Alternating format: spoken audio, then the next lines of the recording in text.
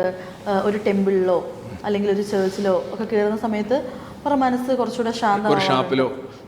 ഒരു ഷാപ്പിലോ ഇല്ല, ഷാപ്പിൽ പോകുമ്പോൾ ഉള്ളൊരു ഫീൽ ആയിരിക്കില്ലല്ലോ നമ്മളൊരു ടെമ്പിളിലോ അല്ലെങ്കിൽ ഒരു ചേർച്ചിലോ കയറുന്ന സമയത്തുള്ള ഒരു ഫീല്.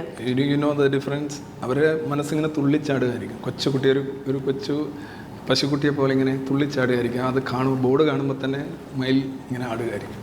ബട്ട് രണ്ടിന്റെയും പർപ്പസ് രണ്ടാണല്ലോ. അല്ല, രണ്ടിടത്തും ലഹരി തേടി തന്നെയാണ് നിങ്ങൾ പോകുന്നത്. രണ്ടും ലഹരി തന്നെയാണ്. അതായത് നിങ്ങളുടെ നോർമൽസിൽ നിന്നുള്ളൊരു എസ്കേപ്പാണ് നിങ്ങൾ അവിടെ നടത്തുന്നത്. മതം, മദ്യം, കഞ്ചാവ്, മയക്കുമരുന്ന് ഇതെല്ലാം വ്യത്യസ്തമായ ലഹരികളാണ്. പുകവലി, പാർട്ടി തിമിരം, ഇതെല്ലാം ലഹരികൾ തന്നെയാണ്. ചില ലഹരികൾ, ഇപ്പോൾ ഉദാഹരണം മദ്യവും മതവും തമ്മിലുള്ള വ്യത്യാസം എന്ന് പറഞ്ഞു കഴിഞ്ഞാൽ മദ്യപാനം തെറ്റാണെന്ന് സമ്മതിക്കും മദ്യപാനി. അവൻ്റെ അടുത്ത തലമുറയിലേക്ക് അവൻ പകർത്തി വിടില്ല. പിന്നെ അവൻ സജസ്റ്റ് ചെയ്യില്ല. അവൻ അഥവാ ക്ഷമാപണത്തോടു കൂടിയായിരിക്കും നിർത്തണമെന്ന് വിചാരിച്ചെന്നാലും നടക്കുന്നില്ല. മതവാദി നേരെ തിരിച്ചാണ്. അവൻ അതിൽ ഭയങ്കര അഭിമാനമാണ്. അവൻ അടുത്ത തലമുറയെ കൂടി നശിപ്പിക്കും. പിന്നെ മദ്യപാനികൾ ഒരിക്കലും മദ്യം കഴിക്കാത്തവരെ മണ്ടയ്ക്ക് കയറില്ല, അവരെ എതിർക്കാൻ പോവില്ല. മറ്റ് ബ്രാൻഡുകൾ അടിക്കുന്നവരെ മണ്ടയ്ക്കും കയറില്ല. പക്ഷേ മതവാദി അങ്ങനെയല്ല. മറ്റ് മതം പ്രാക്ടീസ് ചെയ്യുന്നവരും പ്രാക്ടീസ് ചെയ്യാത്തവരുമൊക്കെ അവൻ്റെ എതിർപക്ഷത്തായിട്ടാണ്. അങ്ങനെ ഒരു സോഫ്റ്റ്വെയർ തന്നെയാണ് കാണുക. ഞാൻ ചോദിക്കട്ടെ, ഇപ്പോൾ ഒരാൾക്ക് ഇപ്പോൾ ആസ് എ പേഴ്സൺ ഞാൻ ഇപ്പോൾ ഒരു ചേർച്ചിലോ ഒരു ടെമ്പിളിലോ പോയിട്ട് എനിക്ക് അവിടുന്ന് ഒരു സമാധാനം കിട്ടുന്നു, ഒരു പീസ് ഓഫ് മൈൻഡ്, അങ്ങനെ എനിക്കൊരു സമാധാനമാണ് അവിടുന്ന് കിട്ടുന്നെങ്കിൽ അതിനെ നമുക്ക് എങ്ങനെ ഒരു മദ്യം എന്ന ലഹരിയോട് ഉപമിക്കാൻ പറ്റും? ഈ മദ്യപിക്കുന്ന എന്തിനാണ് ആളുകൾ ടെൻഷൻ കൂടുമ്പോഴും പ്രശ്നം ഉണ്ടാകുമ്പോഴും ശാരീരികമായിട്ട് ചിലപ്പോൾ കൈവിറക്കലായിരിക്കും, ഒരു സ്വസ്ഥത, അവർക്കും കിട്ടുന്ന സന്തോഷവും ആശ്വാസം തന്നെയാണ്.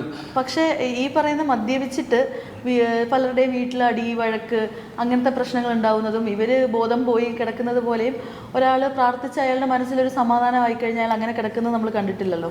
അത് ഒരു വ്യക്തി ചുറ്റുപാടും ഉണ്ടാക്കുന്ന പ്രശ്നങ്ങളാണ്. മദ്യപിച്ച് കഴിഞ്ഞാൽ ആളുകൾ രണ്ട് രീതിയിൽ പെരുമാറുന്നുണ്ട്. വയലൻ്റ് ആവാറുണ്ട്, മറ്റുള്ളവരിൽ കയറി ഇടപെടാറുണ്ട്, ബഹളം ഉണ്ടാക്കാറുണ്ട്.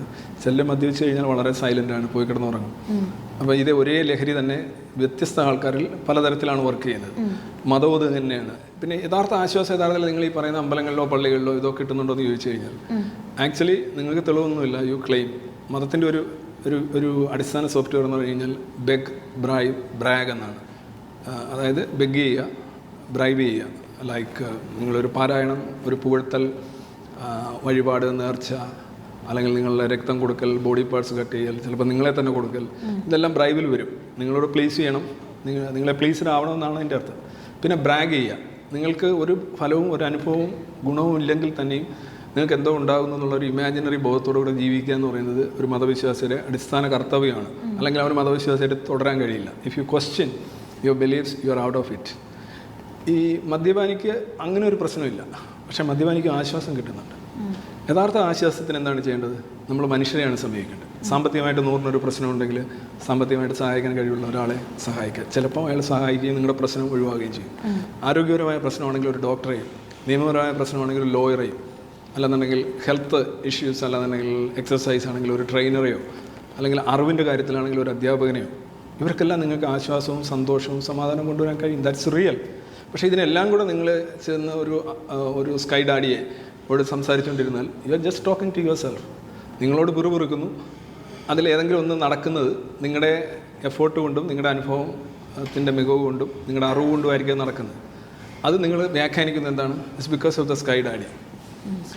മദ്യപാനി അത്ര